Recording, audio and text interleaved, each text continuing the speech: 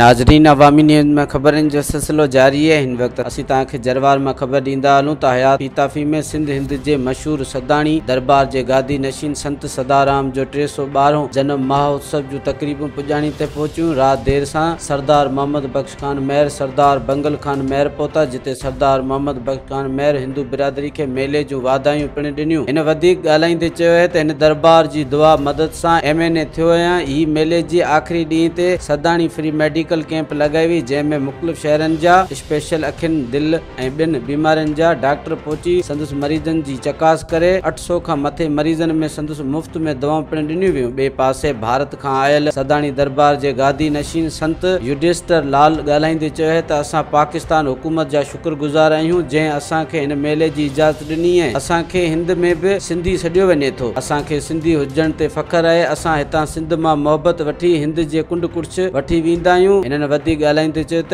असांजे जथे में सभु हिंद जे मुख़्तलिफ़ इलाइक़नि हिननि खां वठी ईंदा आहियूं, जीअं सिंध जी मोहबत जी ख़बर पवे। ॿिए पासे भारत खां आयल 44 माण्हुनि जो जथो सिक्योरिटी में जरवार रवानो थी वियो। रात मुमल जी माड़ी पहुंचंदो। मजीद खबरों और तफसीलात के लिए विजिट करें हमारी वेबसाइट www.awamiNewsHD.com।